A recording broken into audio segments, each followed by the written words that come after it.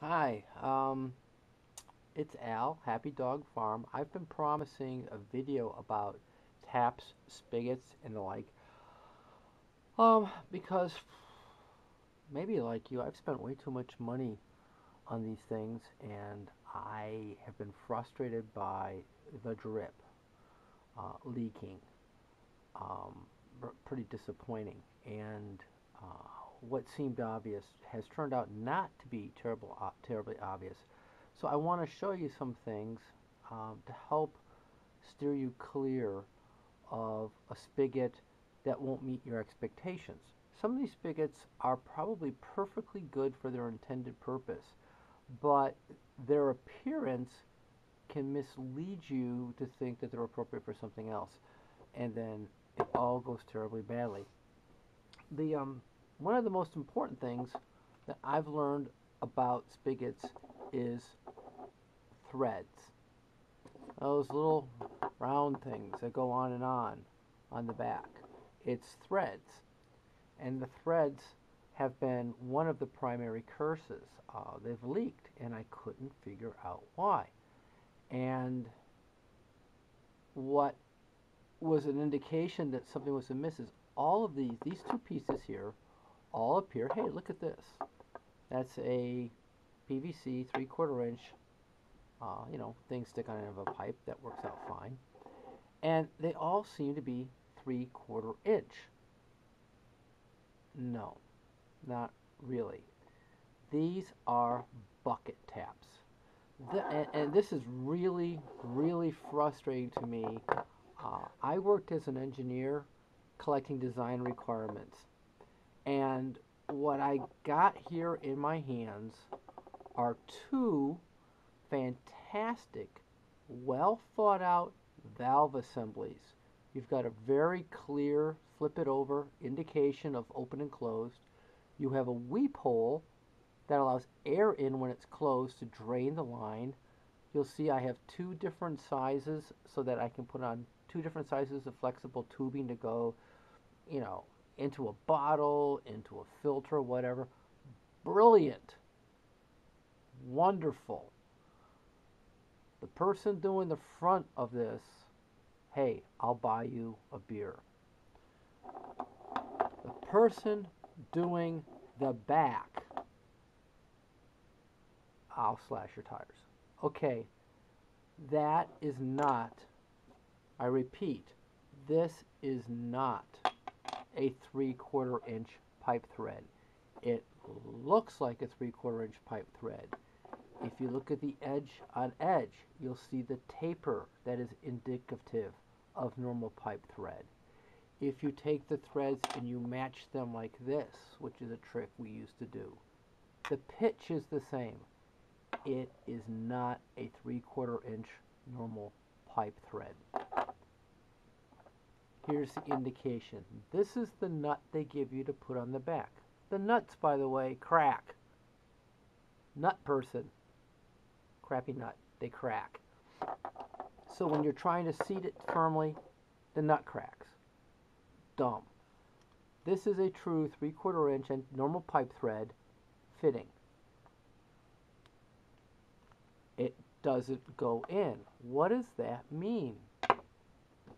If you take a caliper, something like this, and you put it across this threads right at the beginning, because remember it's a taper, it's supposed to start, you'll get a snazzy little measurement. I'm reading, oh, well, I can call it out, my eyes are kind of tired, but in the 16ths, well, down to 128ths, I've got, ooh, just shy of an inch. That's about right. But now I take that and I put this on my benchmark. It doesn't fit. It won't go on. Why? These are sub size. They are small. They are small by a few. I figured it out. It's about 50 thousandths of an inch. That's a huge thing. Their threads are not as deep. If you measure the depth of the thread and compare it to a standard thread, they're not as deep. If you measure the gap of the thread, the tops, it's not as tall. It looks like a 3/4 inch. It is not. What happens is if you're like me and you're using real bulkhead fittings for your tanks and you attempt to put this on there, it will go on. Why? It's a little smaller. You're happy. You're tightening it. Oh, watch, this one's going to make a liar out of me. But anyway, it's going to leak. And sometimes they actually, if you're putting them in, they just pop right out again. The threads slip and they release. And it's not good. It's not a pretty sight. So that really ticks me off. I'm going to try this other one now because I'm like really embarrassed that one didn't slip on me.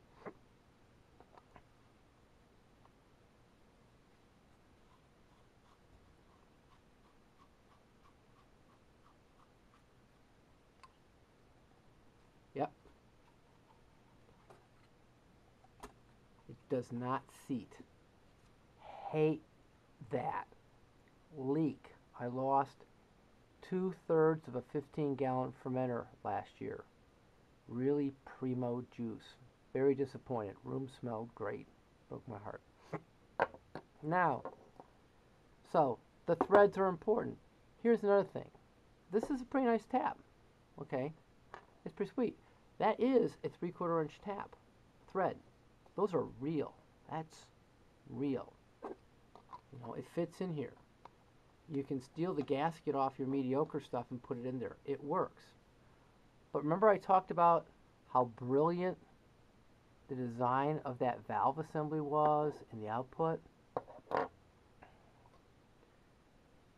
Not so happy. This is a bucket tap. What do they call it? They have a name for it. It's a drum tap because that's the style of it. It's a drum tap. Pretty neat. But they always say hand tighten only. And I'm like, well, I'm only going to use my hand. I'm not going to use a wrench. What's the point? They leak. Because if you take it apart, and you take a look at the valve seat, hey, can you see that? You tighten this a skosh, a little bit, a touch too much, and it cracks. Irretrievably cracks. And it leaks. It's not a bad tap. Like if you're using 5-gallon buckets and you're using it for secondary ferment, but I would never put this underneath a tank with 15 gallons in it because you may cry. And the other thing is, it's kind of a tighten once thing. You might be able to do some dispensing with it once or twice. It's disposable, and I don't like disposable stuff because my juice and my product isn't, and my time isn't disposable. So, not really a very good tap. So, what you have is things to wonder about. My suggestion for starters is if you're buying these things and you're going to be doing something serious, only buy one at a time and measure them. Secondly, unless you are using a plastic bucket and only a plastic button, anything that comes with a back piece like this, you might as well avoid it. Forget about it. Because the depth of the threads, you're not going to have enough thread to go through your material like I do, a conical tank, and be able to capture an honest 4 threads on the back end to give you a robust bite on your gasket. The threads aren't long enough. So the only thing I can say is, if this isn't working, you're going to have to go to a bona fide, what I call a bulkhead fitting, tank fitting, where this handles the transition through the tank for you. Hey, got lots going on here, and you are given a new set of bona fide threads to work with. And this cleans up nicely. When you're done, you can just take the valves out and hose them down. Life is good. But this part has to work right. I am really tremendously disappointed in these valves. But um, this this is called from the vintage shop. Tightened by hand for threading this. Well, of course, you got crappy threads on it. Not good. So measure, buy one, sample them. And you know what? This goes out. Hey, stores, if you're selling this stuff, um, consider the customer. Look at how little thread I've got left here after my gasket. What's with that? Tell your suppliers, give me a respectable product. Now this one actually, yeah, it sets up pretty good. Great. Why? Because it's got full depth threads. They're the proper height. You got enough teeth on them, but it's got a crappy valve. So I'm upset about that. Um, I am now buying all my valves from a company called US Plastics on the internet. Here's the giggle. They are a commercial supplier. Their shipping is half the price of everybody else. And their products cost, which are, you're not going to get something silly like this. They have it, but they'll tell you about it. You can buy real valves, and I'll try and splice in a video of the real valve. You can get real valves. All of this is half the price of going through an internet wine or beer club place. I'm not going to name names because I kind of like my supplier. I just won't buy any more fittings from them. If you need chemicals or you do wine or whatnot, yeah, they're good for that. They're lousy at plumbing. They just don't do plumbing. Do your own toilets too, because you'll get this stuff, and that just really irritated me watching that drip and putting my finger over it and sticking a cork in it for a while. It just didn't work. You really can't put a cork in these either. See that? They got those little flange holes there to support the pressure of the thing that breaks. So you got to stick your finger in it till you can figure out what you're going to get the juice into. So US Plastics on the internet, hey, for North America, is a fantastic source, half price. You say, send it to me regular mail. They did. Saved me a bundle of money. I didn't need UPS. I plan ahead. I don't wait till the last minute. So it just showed up and it was there on time. Added to the kit. Life is good. So that's what I've got to say about spigots. First and foremost, anything other than a bucket, buy a real food grade tank fitting that's threaded to meet your need.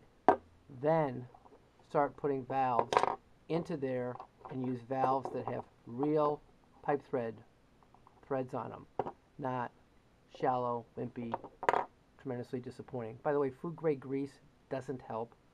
RTV on the threads doesn't help, and it doesn't help. They leak. Okay, that's it for now. I'm going to go see if I can add on something about a really good valve.